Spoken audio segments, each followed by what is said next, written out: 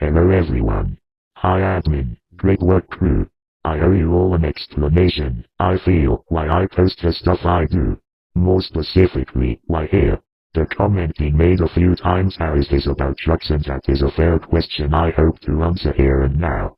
And I'll try and make it short, but I can't promise that, sorry. But first, see how I avoided using any gender-specific titles that may trigger someone. Cool, hey? We have to think like that now. Science is out the window. Transphobic rules of a patriarchy to keep us down and keep all these privileged white people in charge. That is why I post here. Here I feel real, because to me that shit is insane. Like everything lately, nothing makes sense anymore. Logic doesn't work, and personally that scares me, because without logic I don't know which way is up, my head from my ass. Is this a dream? A nightmare? Am I even real? Well, logic doesn't stop working. You have to stop using it, because the logical conclusion to all of this everyone's worst nightmare. And you hope you are nuts now. Context: when I was 11 years old I was in an accident and was put in a medically induced coma. It's got something to do with saving your life by turning your brain off, because our brains consume a lot of energy, so sleep is vital to any healing process, as energy and proteins and all that can be diverted to maintenance and repairs. And the human brain will kill the host body to save itself by shutting down your extremities, starting with fingers and toes, the furthest things from the brain, and diverting the energy to itself, then the arms and the legs, and then the organs, but ultimately killing itself. So for all its smarts it's pretty stupid. So the medical coma is for a good reason, but what nobody ever talks about is what's going in his head. I can tell you, you do dream. But, and it's a big but. If that dream is a nightmare, it's a nightmare you cannot wake up from. It becomes real. That is your life now for a month or 3 months, or until they wake you up. You are running for your life. Your friends and family are dying all around you. Not dying, being brutally murdered, and all your senses are working overtime, and it's screaming at you. It's real. It sounds, it smells real. It tastes real, and all the emotions you feel are 100% real, and now they are dead. To you. But there's no time to mourn. You have got to run, because people are still getting sliced and diced, and the graphics are next level, out of this world. Again, it's real. I wonder now, where would an 11-year-old me ever saw anything like that for my brain to be able recreated in so much detail? I could understand if I was an 11-year-old in Vietnam, but I never left Australia. What's that got to do with this? The first 3 months of COVID lockdowns and shit, I thought he'd been in an accident and I was in a coma again. Because immediately nothing made sense, and nobody was asking why or saying go fuck yourself. That alone is a spin out, as these were people that owned business, had mortgages, loans, debt, commitments. That means they can't just call in sick, and all that's just going to stop. But that is exactly what they did. 11 a.m. one day, without warning, business owners went to their staff and said, we are closing up early today and everybody is meant to go home. Watch the TV and the government will update you. Don't bother coming in tomorrow, we will call you when we need you. And that's what they did nationwide, globally, seemingly simultaneously, like a swarm of mindless zombies, and they just sat in front of the TV waiting for their next instruction for a month. I'm thinking I'm dead and this is hell. Then someone said, hey, I got bills to pay. How do I pay bills if I'm not working? And the zombies blinked, looked away from the TV and started to stir. So the government gave them all checks so they could buy truckloads of toilet paper to stockpile it, but you had to win it in a free-for-all fight club with hundreds, even thousands of strangers in the only shop allowed to be open during the pandemic of an airborne virus that was out there lurking, stalking for people who were not social distancing, or people sitting in parks on their own, or half a mile out to sea in a little tinny, or attending a funeral of a loved one. Then it would get you. But faceless corporations had a deal with a virus, it seems, cause the airborne virus could not get you if you were in their shop, and not once was any outbreak traced back to any shops allowed to be open the entire pandemic. This is where truckies come in. You guys were hit hard, cause with everything shut down you got no work. The only trucks moving were the ones with contracts with Coles and Woolworths. And they had too much work because not only were they doing their normal runs, they were being given new routes also as the faceless corporations gobbled up all the small business, independent, farmers and dairies being bankrupted by perfectly timed lockdowns that coincided with picking seasons, and farmers were forced to sow their crops into the ground. They had nowhere to sell their crops cause restaurants and coffee shops and corner shops were shut and nobody packing lunches.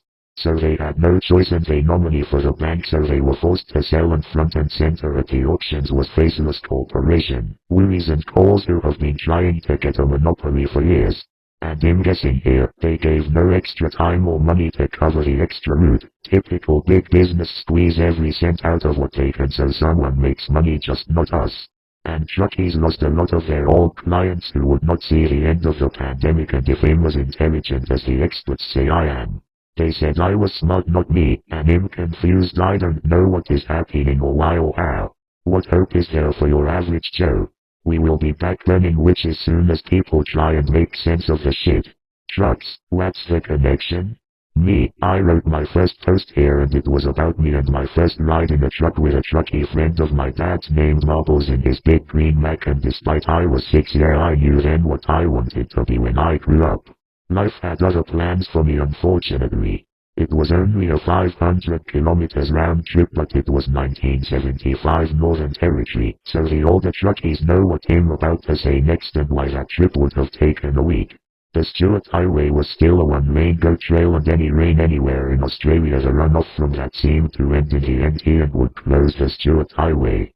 And it just so happened it was raining somewhere, so we spent a few nights sleeping in the truck just waiting for the river to go down. To a kid even that was exciting because it wasn't costing me money, and eventually there would be a few cars and trucks all backed up and waiting. Some would turn back and go back to town and wait. Not an option for trucks, not unless you plan on reversing all the way, cause you are not turning round anywhere. And so a little community would start and they'd gather round the fire and share stories with strangers about their trip so far or past adventures, and at home homemade cookies or fruitcake would come your way, and as a 6-year this Disneyland with cake. The men hand out beers to each other and there's always an extra kid or 8. I've campfire was the original chat room. Then when the day came the water was low enough to pass. It wasn't so much a celebration as it was depressing. As you feel this losing something, your new friends you probably never see again because life beckoned. But for a few days you turned off, nothing mattered, nothing you could do about it or your boss, and so you met new people and learned new things and maybe even learned stuff about yourself. And all the people would gather like your family seeing you off on the train or plane, and they'd be waving, husbands would be holding their wives' moral support, kids running beside the truck. And at the same time all this was going on just 100 m away on the other side of the river, the exact same thing was happening like a mirror. A whole other little community sprung up. Then it was all over. It was just me and the truck driver and the empty road in front of us again. Then there was the excitement of unloading the extremely overloaded truck, where I learned a whole heap of new swear words and how to use them. Truckies and yardies are like brain surgeons with their insults, used like a scalpel in the hands of a master. He will live, but he not gonna be the same person you knew before, so be prepared. When I remember it, in my head, it's like the coolest beer commercial ever, but ultimately I post here because I think you know more than most these sheep out here, who think food comes from supermarkets and that just continue to go through the motions, too scared to look up or left or right because reality scares them. It's too real. It scares them knowing they might have to do something, so if they don't know they don't have to do anything, everything is normal. In some cases I think some of you know even more than you know. Because you are focused on keeping your own head and your family and business above water, and you don't have time to look or think.